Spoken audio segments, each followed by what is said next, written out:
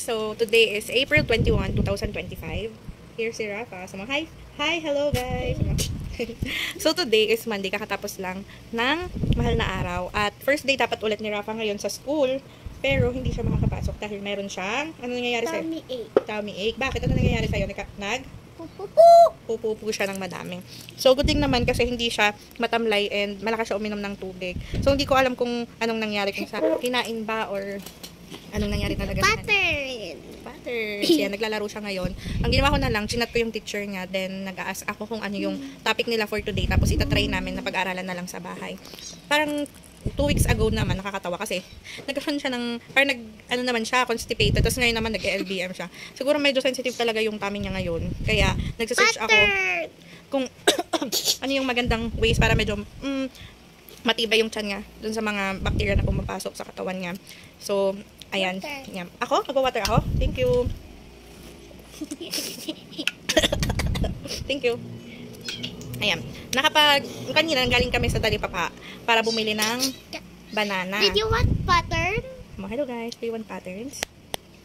Ayun. So, ayan guys. Mukha naman okay siya kasi hindi naman siya matamlay or anything ganyan. Pero, ayun, buti na lang okay na siya. So, nakapagluto na rin kanina ng umaga, nakapagluto na rin ako ng ulam. Ang aga-aga kong gumising kasi nga ready na kami to go to school ngayon. Tapos excited din siya na mag-go sa school kasi nga gusto na daw niya pumasok. Kaya lang ganun nga. Ang ano ko pa kanina umaga, naka one poop siya pero hindi maganda yung pupo niya. Sabi ko, sige, okay lang anak, pag nagpupo ka pa ulit ng ilang beses, hindi na siguro kita papapasukin. Or ang plano ko sana hindi ako uuwi. Para kung if ever na may mangyari, may dala akong extra short at saka brief para sa kanya. Kaya lang hindi ko na rin talaga siya pinapasok kasi nga ayun, parang nakatatlong poops na agad siya simula nung gumising siya kanina. So, ayun guys. Alam ko naman magiging okay din si Rafa. Pero, hindi ko na lang din tinake a risk na pumasok siya ngayon kasi nga, hindi nga masyadong makontrol yung poops nga. Parang nagkakaroon siya ng poops sa short minsan. Kaya, ayun. So, later ulit. Say bye-bye! No!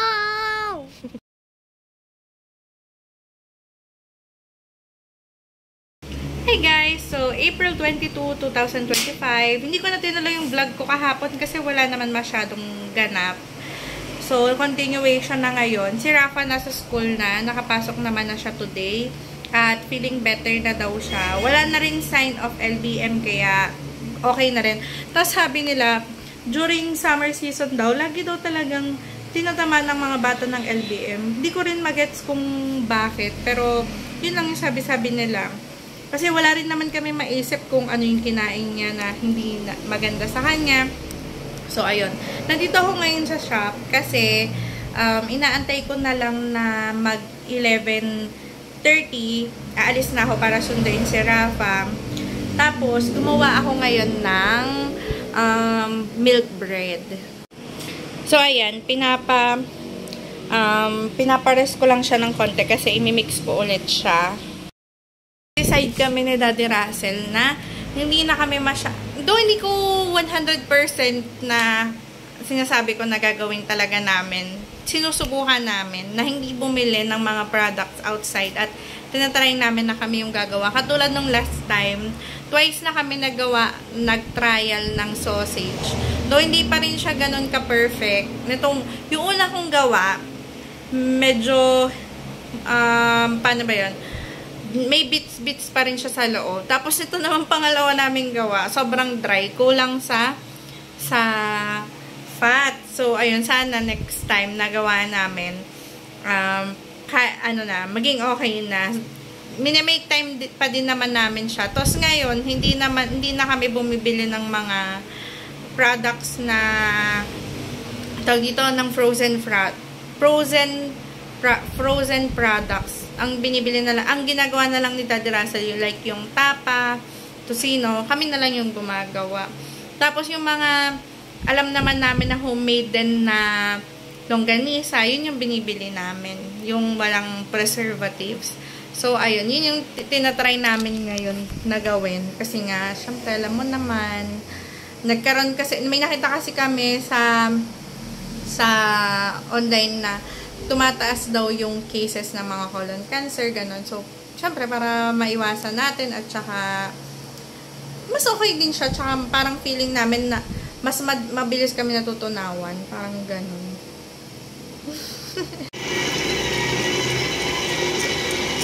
Ayan, inayos ko na lang tong dome.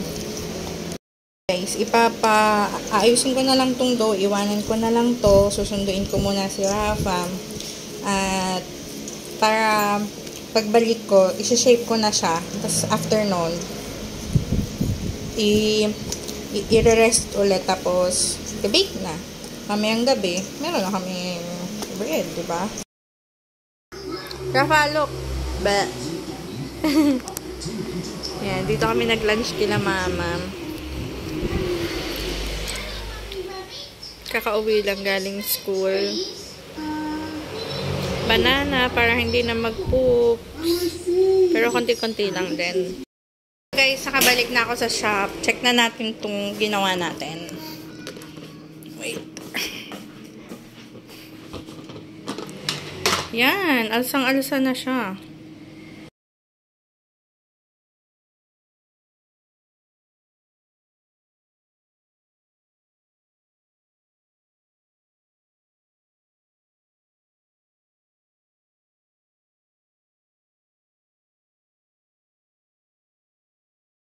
Ayan guys, nagawa tayo ng 16 pieces na milk bread. Guys, waiting time lang tayo ng 45 minutes. Tapos, okay na. Diba? Meron tayo everyday, nakakatuwa kasi nagkakaroon tayo ng iba't, parang yun yung goal natin, na magkaroon ng iba't ibang learning everyday, ganyan. Pero sana mapangatawan ko. Kasi pag minsan, pag medyo sobrang busy na sa shop, yun, dun ako nawawala ang mga routine, ganun. Ayun guys, waiting time na lang ng 45 minutes, tapos isasalang ko na siya sa shop. Pag ito talaga, alam ko naman na magwo-work to. Gusto ko lang din malaman kung gaano siya kalambot para if ever na kung may mga other adjustments pa. Kasi kami ay mahilig sa burger. Pag ito nag-work, mag-homemade burger tayo. Okay yun, sarap yun. So, ayan guys. See you later. After 45 minutes, nagre-rest lang ulit muna siya ngayon ng 45 minutes tapos halang na.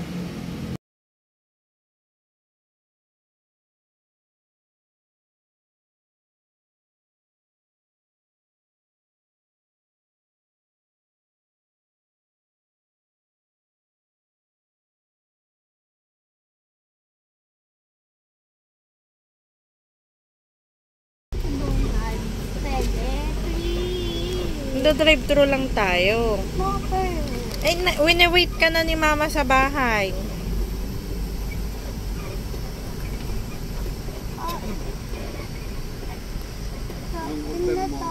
Sabi mo, Sakay si Lolo na yan. Nandun na si Lolo ngayon, nakasakay na.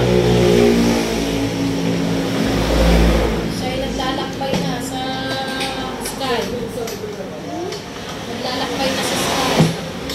Si Lolo po yun.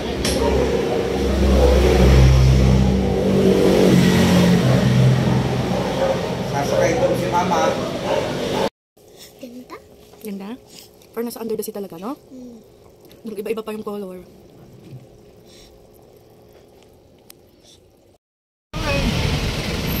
Sabi sa akin eh, ano yung ano yun, no? Mas malitin. 50-50. Hindi naman, kasi ang... Mami, iwan na ka bukas. Paano mag-eat? Ha? Mag-eat?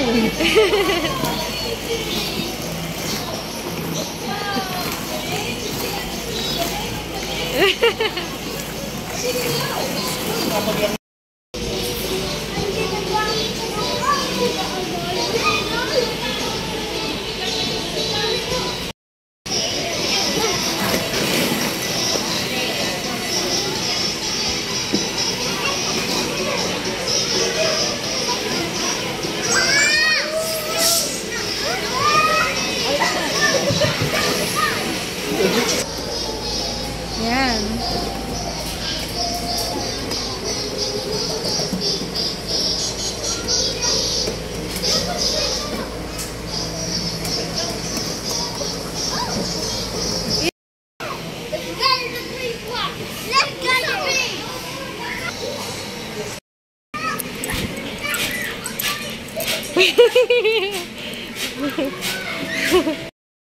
One more pa. Mag-import ka pa sa iba. Saan yun? Sa LSPU?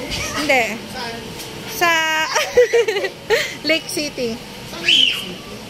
Diyos mo yung kumbaga sa Lake City. Yung school? Saan doon ang feeling? Doon nakita na ako doon. Yung COS doon.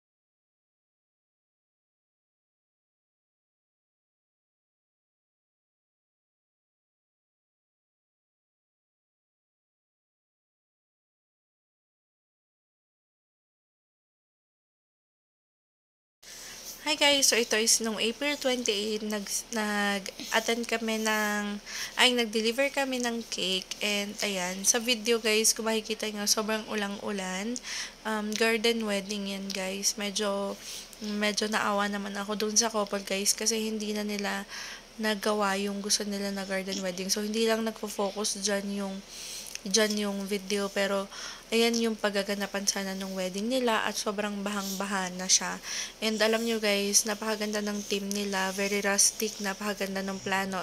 Ito is close friend nung kapatid ko, at ayan, nung deliver namin siya, actually very lost ako, hindi ko alam kung paano kaya yung mangyayari, and kung ako nga lost na parang kumbaga very hindi ko alam, parang medyo kung ano na yung naisip ko, kung mapapaset up pa ba to or mag-aantay ba kami, ganyan. So ayun, what more pa kaya yung couple, diba, hindi na nila alam siguro nung mga time na yun kung paano yung gagawin.